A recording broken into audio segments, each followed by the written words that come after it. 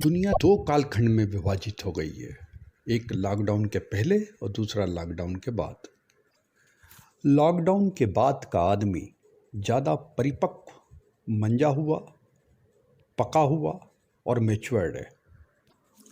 किसी भी आपसी विवाद को निपटाने का सर्वकालीन, सर्वश्रेष्ठ और बेहतरीन तरीका था कि दोनों पक्षों को एक साथ बैठाल दो। हम सब देख रहे थे कि पिछली एक सदी से स्त्री पुरुष के बीच एक कोल्ड वॉर चल रहा था।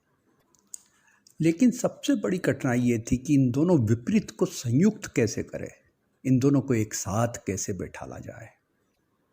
क्योंकि एक दुनिया को अपना घर मान चुका था और दूसरी घर को अपनी दुनिया मान चुकी थी। आदमी टाइम कॉन्शसनेस में जी रहा था और औरत स्पेस कॉन्शसनेस में। मतलब औरत स्थान के बोध के साथ कि ये मेरा घर है और यही मेरी दुनिया है, इसे ही संवारना है, इसे ही बनाना है। और आदमी चांद पर जाना है, मंगल पर उतरना है। वह ऐसा यात्री था जिसकी यात्रा अनंत और बेरोक टोक थी। लेकिन एक वायरस ने इसके कदमों को भी लगाम दे दी। दोनों ही एक ही प्लेटफॉर्म पर आ गए जिसे घर कहते हैं। जो पत्नी अपने घर में एकमात्र साम्राज्ञी थी, उसने भी पति को पूरी जगह दी, पूरी तवज्जो दी कि आ जाओ, इसे अपना ही घर समझो और इत्मीनान से रहो। शुरू में आदमी ने पत्नी के काम में परफेक्शन के नाम पर दखल देने की कोशिश की, लेकिन हफ्ते दो हफ्ते में ही सरेंडर हो गया। इसके बाद उसके पास संघर्ष को त्याग कर केवल सहयोग करने के अलावा कोई चारा नहीं रह गया। देवियों ने पहली बार उसे सुधारा और काम पर लगा दिया। तुम दुनिया का मैनेजमेंट देखते हो, चलो आओ अब घर का मैनेजमेंट देखो। साफ बर्तन चाहिए तो बर्तन साफ करो, जो सब्जी चाहिए वो सब्जी काट दो। खाली बैठे हो, सफाई के काम को बांट लो। अच्छा खाना चाहिए तो खाना बनाना सीख लो।